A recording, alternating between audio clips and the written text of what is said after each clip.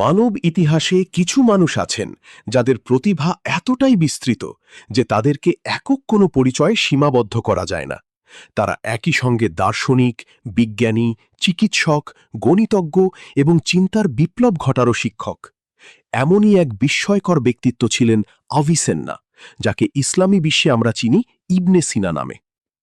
ইবনে সিনা শুধু একজন চিকিৎসক ছিলেন না, তিনি ছিলেন একজন গভীর দার্শনিক, যুক্তিবিদ, জ্যোতির্বিজ্ঞানী, কবি এবং শিক্ষাবিদ। মধ্যযুগের জ্ঞান চর্চার ইতিহাসে তার প্রভাব এতটাই গভীর যে তাকে প্রায়ই বলা হয় মধ্যযুগের চিকিৎসা বিজ্ঞানের রাজা। জন্ম ও শৈশব। ইবনে সিনার জন্ম হয়েছিল ৯৮০ খ্রিস্টাব্দে মধ্য এশিয়ার বুখারা অঞ্চলের আফসানা নামের একটি গ্রামে। সেই সময় এই অঞ্চল ছিল জ্ঞান ও সংস্কৃতির এক গুরুত্বপূর্ণ কেন্দ্র। তার বাবা ছিলেন একজন প্রশাসনিক কর্মকর্তা এবং শিক্ষিত মানুষ। তিনি তার ছেলের শিক্ষার ব্যাপারে অত্যন্ত যত্নশীল ছিলেন। ছোটবেলা থেকেই ইবনে সিনা ছিলেন অদ্ভুত মেধাবী। খুব অল্প বয়সেই তিনি কোরআন মুখস্থ করে ফেলেন এবং ভাষা, সাহিত্য ও ধর্মতত্ত্বে দক্ষ হয়ে ওঠেন। শিশু বয়সেই তার মধ্যে ছিল এক অদম্য কৌতূহল। তিনি সবকিছু জানতে চাইতেন।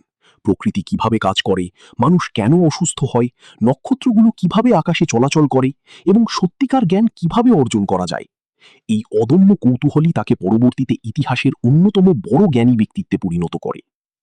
শিক্ষাজীবন ও জ্ঞানের প্রতি আকর্ষণ। ইবনে সিনা খুব অল্প বয়সেই বিভিন্ন বিষয়ের উপর শিক্ষা নিতে শুরু করেন। তিনি গণিত, যুক্তিবিদ্যা, দর্শন, ধর্মতত্ত্ব এবং প্রাকৃতিক বিজ্ঞানের উপর গভীর অধ্যয়ন করেন। তার সবচেয়ে বড় প্রভাবগুলোর একটি ছিল মহান গ্রিক দার্শনিক অ্যারিস্টটলের চিন্তাধারা। অ্যারিস্টটলের দর্শন তাকে গভীরভাবে প্রভাবিত করে। তবে তিনি শুধু সেই দর্শনকে অনুসরণ করেননি, তিনি নিজের চিন্তা দিয়ে সেটিকে আরও উন্নত করেন।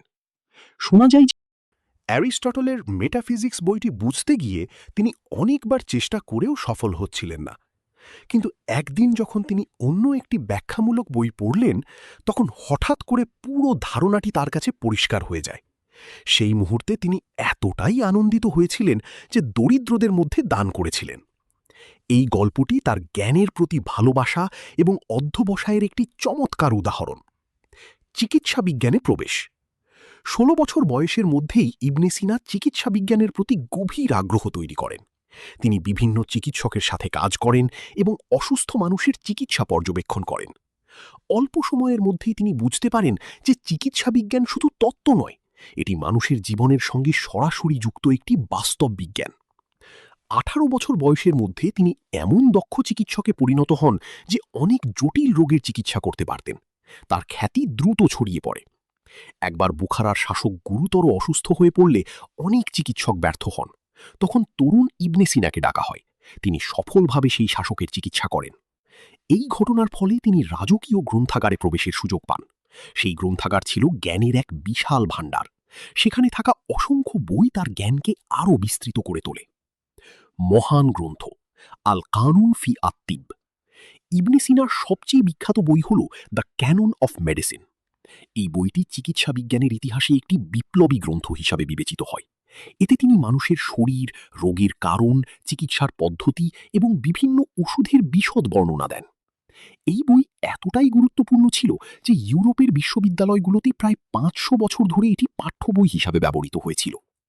এই বইয়ের মাধ্যমে তিনি চিকিৎসা বিজ্ঞানে অনেক নতুন ধারণা তুলে ধরেন, যেমন রোগ নির্ণয়ের পদ্ধতি, রোগীর শ্রেণীবিন্যাস এবং পরীক্ষার মাধ্যমে চিকিৎসা যাচাই করার ধারণা। দর্শনে অবদান। ইবনে সিনা শুধু চিকিৎসক ছিলেন না, তিনি ছিলেন একজন গভীর দার্শনিক।